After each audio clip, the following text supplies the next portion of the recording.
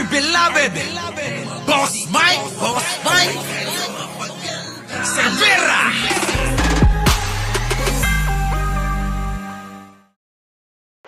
Sige. Ready na ba kayo ma-stress? Mga boss? Utusan mo na lahat ng mga ahas na pwedeng gumapang. Gagapangin mo ako dito. Pajujutukin ko lahat ng kababuyan mo. Gusto mo ng atensyon? O pag-usapan natin. Ikaw nga rin gusto mo ng international attention? Ibibigay namin sa'yo. Well, international na. Ibibigay namin ang gusto mo, Lisa. Ang kaputahan, kajutahan, kabulukan mo. Ibibigay ko sa'yo. Underestimate mo ako? Dahil hawak mo ang pera ng bayan? Hawak mo ang trilyong budget? Ay, putang na. Gising mga kababayan, huwag tayong magpalinlang sa Galit na galit eh, no? Alam nyo, ganyan yung mga, yung mga, kahit anong gawin niyang paninira, hindi pinapansin nung mga taong sinisiraan niya. Ganon din sa akin, maraming ganon eh. Yung mga hindi ko pinapansin, ay lalong galit na galit.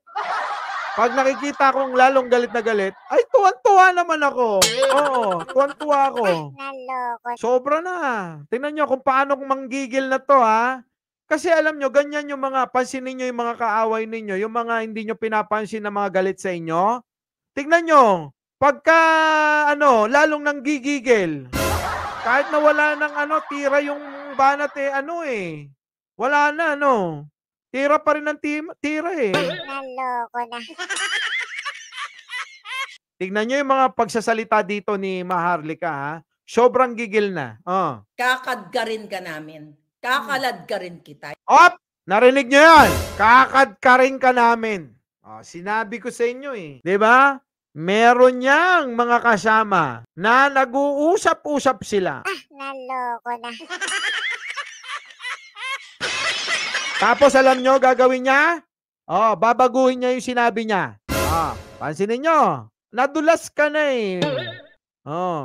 Kaya nga sinasabi ko sa inyo, na itong tao na to, alam nyo, nako.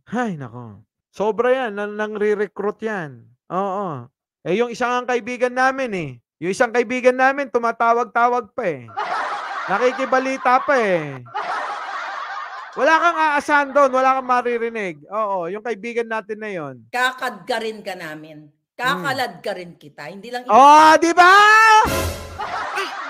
Nadulas! Sino-sino ba mga kasama mo? Galit na galit ka na, para ka ng mangkukulam. lahat kayo. Kaya nga inilagay ko na ang pangalan mo as mastermind sa pagpapapatay sa akin. No, bakit? Patay ka na ba? Patay na ba si Maharlika? Naloko na. Do you think hindi maniniwala? Pagdating, well, you know, hindi kita bibigyan ng chance na magurgur mo ako, tang-ina ka. Di mo sure. Grabe, no? Alam nyo, dati hindi naman ganyan yan. Oo. Mga palangga, gumagapang ang lahat ng mga buwaka ng ina para patahimikin ako, para gurgurin ako. Pero wala! Alam mo, Maharlika, oo, ikaw ang may gawa niyan. Tumira ka ng tumira ng alanganin. Puro fake news yung pandali mo. Oh. Tapos ngayon isisisi mo sa Pangulo na may kinalaman sila dyan?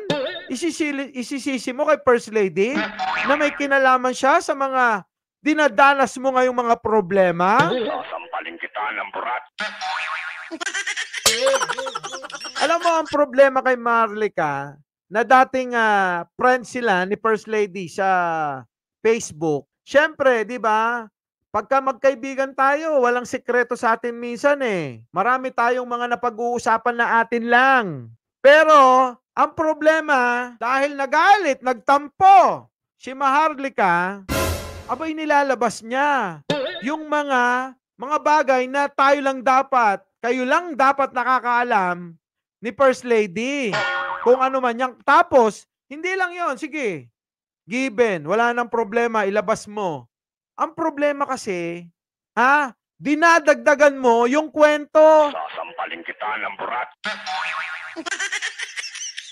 Dinadagdagan mo yung kwento, ginagawa mo ng istorya. Doon, namamali ka. Sasampalin kita ng burat. Oh, bakit mo pinaghihinalaan si First Lady? Kasi alam mong fake news.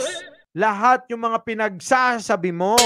Siyempre, sino una yung paghihinalaan? Siyempre, yung inaaway ninyo, ginagawa nyo ng masama. Di ba? Kahit na walang ginagawa sa yung social climber ka, sabi ni Carmela Salenga, oo,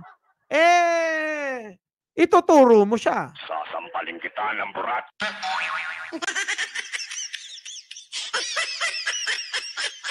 Hindi natin papayagan magurgur ako ng hayop na to.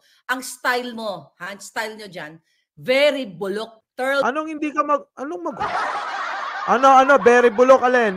Pang third world. Kaya hanggang ganito pa rin ang Pilipinas dahil sa mga kadyutahan ng mga baka ng inang ito. Teka muna. Nakalimutan yata ni Maharlika Gemma Gogo na itong si Pangulong Bongbong Marcos, kauupo lang. Sasampalin kita ng burat. Kita nyo, bungangan nito. Lahat sinisi na eh. Oh. Gusto mo speed up ang mga bagay-bagay sa paggurgor? Putangay na. Sige. Galit na galit.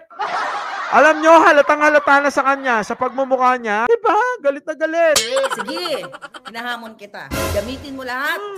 At mag-international news tayo para Hindi nga, kita mo, hindi ka na nga pinapansin eh. Kaya ganyan eh. Oo, hindi ka na pinapansin, friend. Friend, hindi ka na pinapansin. Naloko na. Hindi na siya pinapansin ng ni First Lady. Kaya ang lakas niya manghamon. For views. Kapin tayo ng buong mundo na ang isang ahas na si Lisa Marcos ay isang mastermind sa pagpapategi sa mga vloggers like me. Ngayon, balik tayo. Anong pagpapategi? May pinatay na bang mga boss? May pinatay na ba si Pangulong Bongbong Marcos na vlogger? Hindi ba si dating Pangulong Duterte ang may issue ng pagpapatay sa isang newscaster? Vlogger?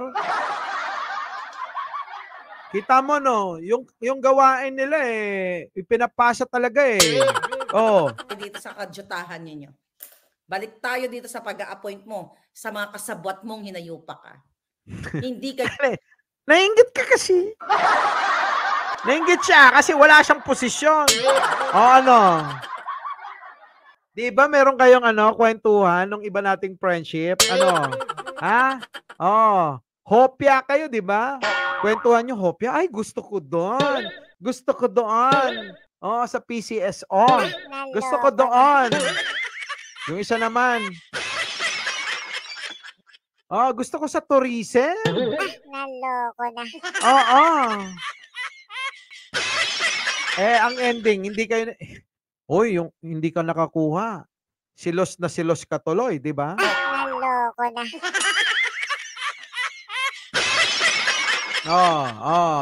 Kayo makasagot-sagot sa akusasyon ni Glenn Chong sa inyo na mismong naka-witness, nakarinig at part.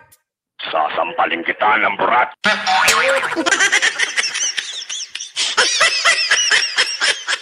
Si Glenn Chong, parehas mo lang din fake news. Ano pa ba kredibilidad niya? Umasa, nasaktan, nagwala. Sasampalin kita ng burat. Yun. Ng campaign at nakita niyang kababuyan ninyo. Pero ang putang inang kuting ng Norte. Ha? Ganito lang naman yan Nakita nyo pala nung campaign. Bakit hindi nyo sinabi nun? Sasampalin kita ng burat. Bakit ngayon lang kayo nagsasalita? Kasi alam nyo na hindi kayo bibigyan ng posisyon kasi hindi kayo deserving. Bakit? Baka akala nyo, weak leader talaga ang Pangulo. Hindi, na-profile kayo. Patawa-tawa ka pa para gipitin si Kibuloy. Diba? Ikaw. Tingnan nyo. Gipitin daw. Sabi ko sa inyo ang mga kakampi neto, yung mga kriminal. Ay naku, Marlik, iwan ko sa iyo. Bakit ka ganyan? Kundi sa lahat ng mga Pilipinong kritisismo o kritiko. Wala naman eh. Tignan mo nga si Banat Bay, buhay na buhay pa rin. Wala na itong mga ito, desperado na. Sabi ko nga sa inyo, yung pananalita nila. Alam nyo, ang pagbablog, hindi naman ganyan kung hindi ka desperado. Naayos. Oo, na pananalita. Medyo may pang-asar, oo, pero hindi ganyan. Naloko na. Diba? Tangay na nyo. Ano? Mga palangga. Ito ginagawa nila. Panggagapang. Nimbus Cloud. Anong ginagapang? Sino ka? Wala kang bilang, Marlica. Wala. Maniwala ka siya, wala kang bilang para sa kanila. Shaman meron. Naloko na. Wala na, hindi na vlog yan. O now, ano nangyayari dyan? Ngayon, may daga na naman sa airport. Kahapon nga, ng isang araw, may surot, ngayon may daga. Anong sinisimbolize niyan, mga kababayan? Siyempre, bibigyan mo yan ng bibigyan mo yan ng simbolo, ng kahulugan. Mga kababayan, bibigyan niya yan ng simbolo at kahulugan. Ganyan sila. Lahat gagawin nila. Sabi ko sa inyo kanina, kahit ano, may maitira lang, gagawin nila. Anong symbolism ng kadyutang surot na yan? Ha? Ano to? Pakawala mo na naman ang daga ng kamukha mo? Chika? Kita nyo? Ano na naman daw yan? Ha? Mga daga na kamukha daw ni First Lady. Kala mo napakaganda niya no? Naloko na. Alam nyo hindi sa pamimintas iba ang tingin ng mga mata ko sa maganda. Oo. Magaspang na balat nito sa personal. Dito, halos mabura na sa mundo, Naloko na. Di ba? Naka-filter Ang pangit! Naloko na. Totoo lang, Pangit. Pati daga, ibibintang kay First Lady. Ngayon, ano? kadiri, di ba? Mas kadiri ka! Anong ibig sabihin ng ano na yan, ng mga daga na yan? Yung airport natin, although, di ba, ipa-privatize na yan, pwedeng pinakawalan ni Lisa ang daga, kaya na kawangis niya, yung kawangis nila, malibas sa butod, kasi ang daga, madumi. Ang daga, ang dumi kaya ng balat mo, Marlica. Maitim. Maitim si Marlica sa personal, Oo, negrita. Mga boss, negrita yan sa personal. Oo, nadadaan lang sa filter gumagapang-gapang, di ba? Kung saan-saang madumi. Kung saan-saang kadyutahan. So, ganyan ang personalidad ni Kuting at ni Lisa Smugs na gumagala-gala, di ba? Kaya paglango ka na, di ba? Paglango na yung pati ba naman yung daga sa airport, nakakonect mo sa Malacanang? Kaya nga, ganyan nga Hindi ako kasi never naman ako nalango ng pulburon.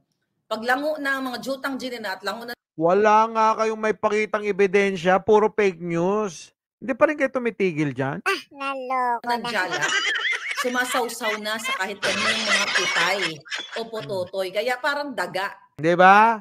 Sobrang desperado. Parang sinasabi niya na pok-pok Itong si First Lady tsaka si Pangulong Bongbong Marcos. Di ba? So, ganyan na sila. Wala na. Yan na ulitin ko. Yan na yung senyales na talagang desperado na sila.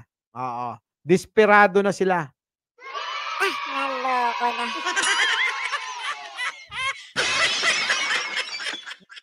Ay, nako. Sabi ko sa inyo maano lang kayo dito 'di ba? Mabubwisit lang kayo Muli!